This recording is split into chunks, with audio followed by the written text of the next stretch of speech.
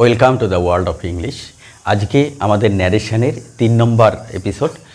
এখানে আমরা ইম্পারেটিভ বাক্যের ন্যারেশনটা দেখাবো, অর্থাৎ রিপোর্টেড স্পিচটি যখন ইম্পারেটিভ সেন্টেন্স থাকবে তখন আমরা কি করব। এর আগে আমরা অ্যাসার্টিভ সেন্টেন্সটি দেখেছি, ইন্টারোগেটিভ সেন্টেন্স দেখেছি, আজকে ইম্পারেটিভ। তো ইম্পারেটিভ বাক্য যখন থাকবে তখন আমরা যেমন হি সেইড ওপেন দ্য ডোর, আগে আমরা চিহ্নিত করেছিলাম আমাদের 5 সেন্টেন্স যখন শিখেছিলাম, সেখানে ইম্পারেটিভ বাক্য শুরু হয় সাধারণত V1 দিয়ে, ভার্বের 1 নম্বর ফর্ম দিয়ে, যেমন ওপেন দ্য ডোর। আর কি দিয়ে শুরু হয়? ডোন্ট দিয়ে, don't open the door, don't cut the tree. আর কি দিয়ে শুরু হয়? লেট দিয়ে, let me go, let him play, let them come. এইগুলো এই 3টে সাধারণত শুরু হয়, আরও ভ্যারাইটি আছে। তো এই 3টের উপর ভিত্তি করে আমাদের আলোচনা আজকে শুরু হবে। তো প্রথম কথা হচ্ছে, আমরা বলেছিলাম যে অ্যাসার্টিভ সেন্টেন্সে ন্যারেশন মানেই এই কমা ইনভার্টেড তুলে দেওয়া। ওখানে কি ছিল? এই কমা ইনভার্টেড তুলে দিয়ে আমরা দ্যাট বসিয়েছিলাম অ্যাসার্টিভ সেন্টেন্সে। তো ইম্পারেটিভ সেন্টেন্সেও কি দ্যাট বসাবো? না, এখানে দ্যাট বসবে না। প্রথম কথা চলে গেল।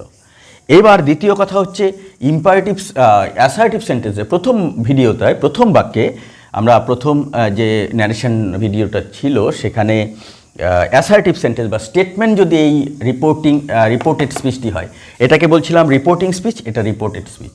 এই রিপোর্টেড স্পিচটি যদি স্টেটমেন্ট হয় তাহলে সেইডের পরিবর্তে বলেছিলাম সেইড হয়, আর সেইড টু থাকলে টোল্ড হয়, এইসব হয়, বা স্টেটেড হয়, এরকম হয়।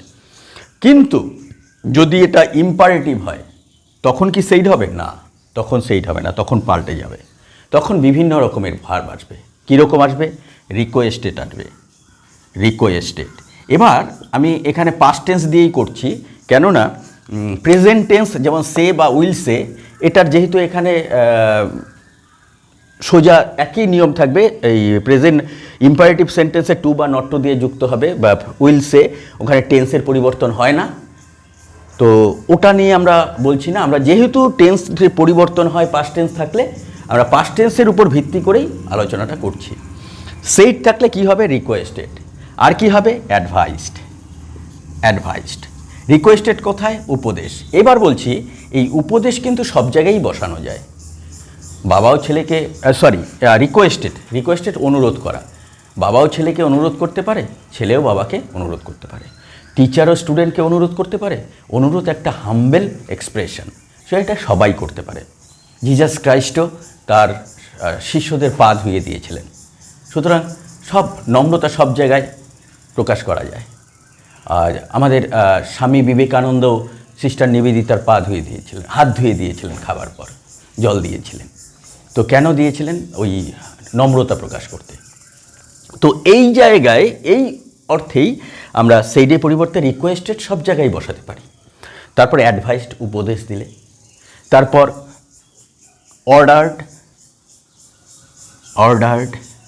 অর্ডার্ড বা কমান্ডেড, এটাও বসাতে পারি। তারপর উইশও কখনো কখনো বসাতে পারি, উইশ, ইচ্ছা প্রকাশ করা। এই রকম ভার্বগুলো আমরা ব্যবহার করব। এবার কখন কোনটা ব্যবহার করব সেটা নির্ভর করবে এই রিপোর্টেড স্পিচটির উপর সম্পূর্ণ। তো এখানে আমরা যখন ধরে নিলাম, আমরা রিকোয়েস্টেড ধরে নিলাম, সেইডের পরিবর্তে রিকোয়েস্টেড, আর সাবজেক্ট যা আছে তাই হি। এবার এটার জায়গায় বলেছি দ্যাট হবে না, ইনভার্টেড কমা তুলে, দ্যাটের পরিবর্তে এখানে হয় টু, না হলে নট টু, টু না হলে নট টু। এবার প্রশ্ন হচ্ছে টু কোথায়, নট টু কোথায়? যখন এটা হ্যাবাচক হবে তখন টু, আর যখন ডোন্ট দিয়ে হবে তখন নট টু। সিম্পল। তার মানে ওপেন দ্য ডোরে কে হবে? টু হবে। টু তাহলে কেটে দিলাম, নট টু হয়ে গেল। টু বসানোর পর V1, যেহেতু ইনফিনিটিভ হয়ে যাবে তখন টু ওপেন দ্য ডোর, তাহলে ইনফিনিটিভের টু এর পর সব সময় V1 হয়। এটা সবসময় মনে রাখতে হবে, ইনফিনিটিভের পর সবসময় V1। V2 কখনো হবে না, V3ও হবে না, INGও হয় না, ন্যাচারালি রেয়ার হয়, কিছু এক্সেপশনাল কেস আছে। তো এখানে he requested to open the door, তাহলে সরাসরি ওপেন দ্য ডোর, বেশ হয়ে গেল। ন্যারেশনটা কী হয়ে গেল? He requested to open the ডোর। এবার প্রশ্নটা একটা মজার, হি রিকোয়েস্টেড, হি সেইড আছে, কমা ইনভার্টেড কমা আছে, বলল, কাকে বলল? কমলকে বলল, Kamal open the door, open the door. তাহলে কি এটার মানেটা আলাদা? তাহলে এটা একটু নম্রভাবে, আর একটু নম্রভাবে বলেছে, কমল দরজাটা খোলো, আর না হলে ডিরেক্ট বলেছে ওপেন দ্য ডোর। তো কমলকে যেহেতু কমা দিতে হবে, এইবার আমরা এক কাজ করব, সেটা হচ্ছে এটাকে বের করে নিয়ে আসবো, এই রিপোর্টেড থেকে রিপোর্টিংয়ে নিয়ে আসবো।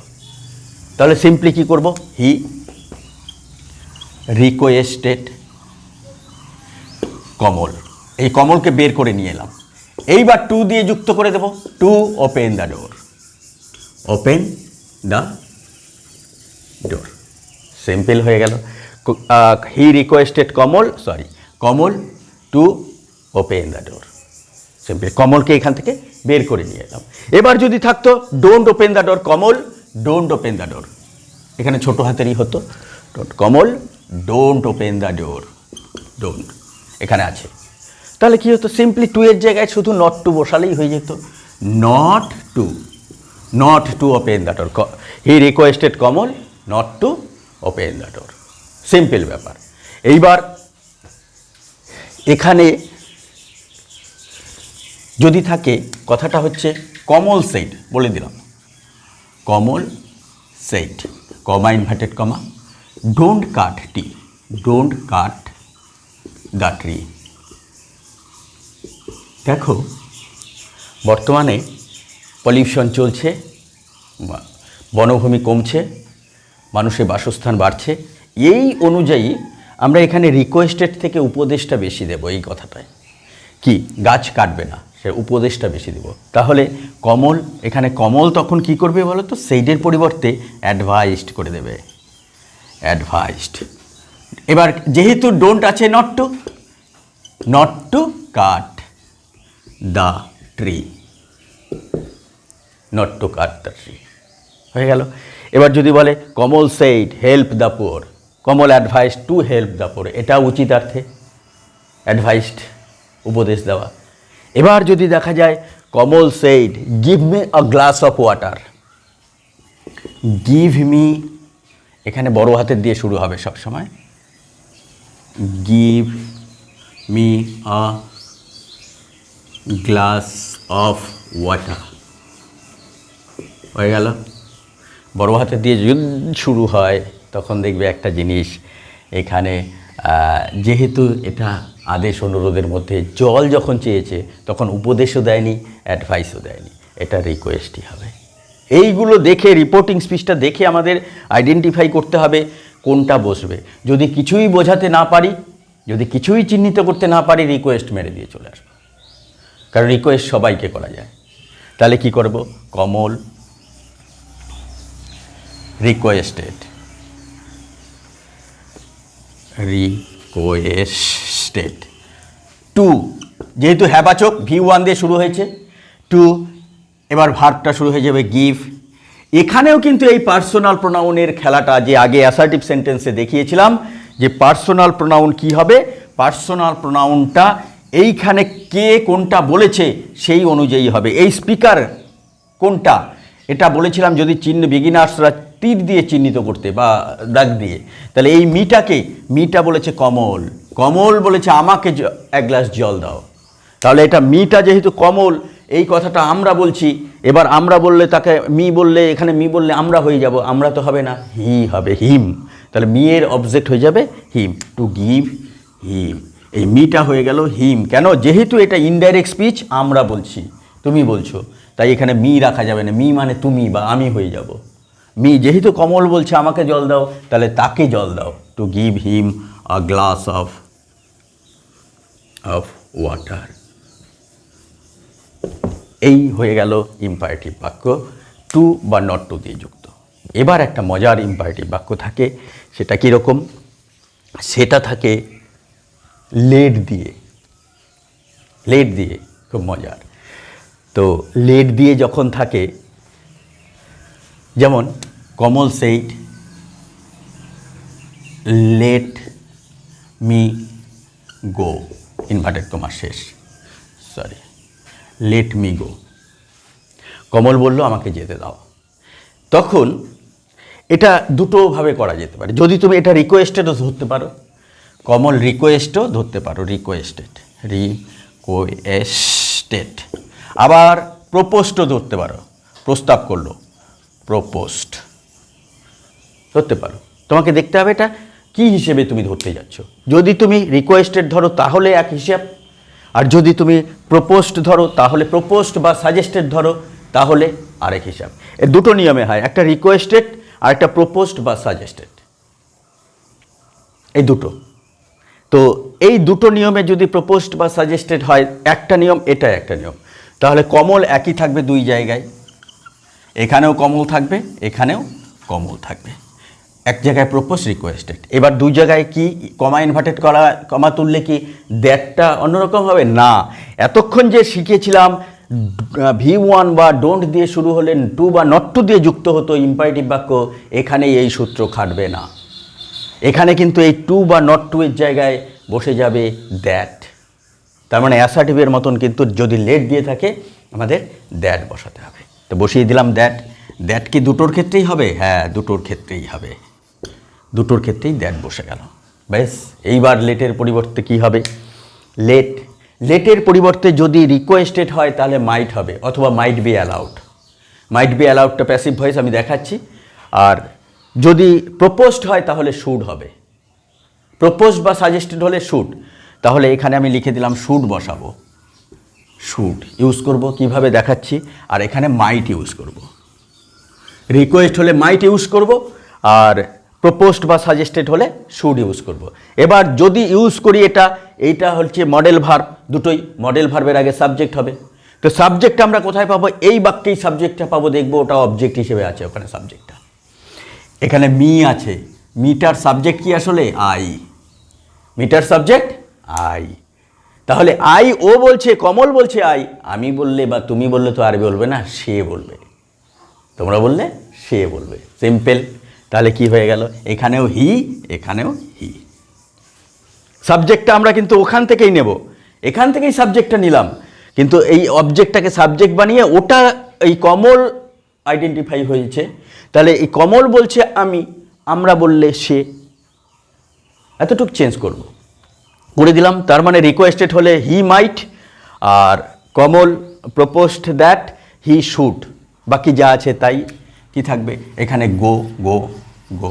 এবার যদি লেট মি প্লে, এখানে গো এর জায়গায় প্লে থাকতো, লেট মি প্লে, সিম্পলি এখানে গো কেটে প্লে করে দিতে, গো কেটে প্লে, ব্যাস, প্লে। এবার যদি থাকতো প্লের জায়গায় আরও বেশি কথা থাকতো, let me play with you, তাহলে এইখানে যা আছে তাইলে হতো কি হতো? Kamal requested that he might play with you. ও যে সময় ইউ বলছে অন্যদের সাথে, এখানে ইউও রাখতে পারো, বা দেম এটাও রাখতে পারো, দেম তাদের, ওটাকে থার্ড পারসন করেও দিতে পারো। তাহলে কি হলো? এইটুক পর্যন্ত আমাদের মনে রাখতে হবে। এর পেছনে যে কথাটা আছে, এটা যেমন আছে তেমনি আমাদের এখানে মনে রাখতে হবে কি দুটো কথা। যদি রিকোয়েস্টেড থাকে তাহলে মাইট, আর যদি প্রপোজড বা সাজেস্টেড থাকে তাহলে শুড। এই দুটো কথা সিম্পল হয়ে গেল। এইবার আমি আরেকটা কথা বলেছিলাম যে মাইট বি অ্যালাউড, তার মানে কি হয়ে গেল? তখন প্যাসিভ ভয়েসে Kamal requested that he might be allowed to play, এখানে হবে he might be allowed to play. এখানে দেখো প্যাসিভ ভয়েসে হয়ে গেল, might be allowed, V3, might be এসছে, প্যাসিভ ভয়েসে হয়ে গেল যে তাকে যেন অনুমতি দেওয়া হয় খেলার, ও রিকোয়েস্টেড করেছে তাকে যেন অনুমতি দেওয়া হয় খেলার। ঠিক আছে? তো এবার এই জায়গাটায় হয়েছে মাইট বি অ্যালাউড টু, আমরা এটাও করতে পারি, লেট। তো এইরকমভাবে আমাদের ইম্পারেটিভ বাক্যটা দেখতে হবে। যে কোনো বাক্য দেখার পর প্রথমেই ন্যারেশন করার পর আমরা রিপোর্টেড স্পিচটিকে দেখব 5টি বাক্যের মধ্যে কোথায়। 5টি বাক্য, প্রথমেই রিপোর্টেড স্পিচটি আমি দেখলাম, কমল সেইড, বলে কমা ইনভার্টেড কমা আছে 1 2 3 4 5, এখানে 5টা বাক্য থাকতে পারে। Assertive interrogative, interrogative, imperative, imperative, optative, optative, exclamatory, মেটরি। এতক্ষণ পর্যন্ত আমরা তিনটে ভিডিওতে তিনটে দেখিয়েছি। অ্যাসার্টিভ হয়ে গেছে, 1 নম্বর থাকতে পারে। এই 1 নম্বর যদি থাকে তাহলে এই নিয়মটা একরকম। 2 নম্বর ইন্টারোগেটিভ, ইন্টারোগেটিভ থাকলে এই নিয়মটা একরকম। ইম্পারেটিভ থাকলে তো আজকে দেখানো হলো ইম্পারেটিভের নিয়মটা। এরপরে আসবে অপটেটিভ থাকলে কী নিয়মটা হবে এবং এক্সক্লেমেটরি থাকলে কী নিয়মটা হবে। আমাদের ভিডিওগুলো এর পরবর্তীতে ফলো করলে তারপরে দুটো পেয়ে যাবে এবং ভিডিওগুলোকে শুধু দেখলেই হবে না, একটু কলম খাতা নিয়ে বসতে হবে।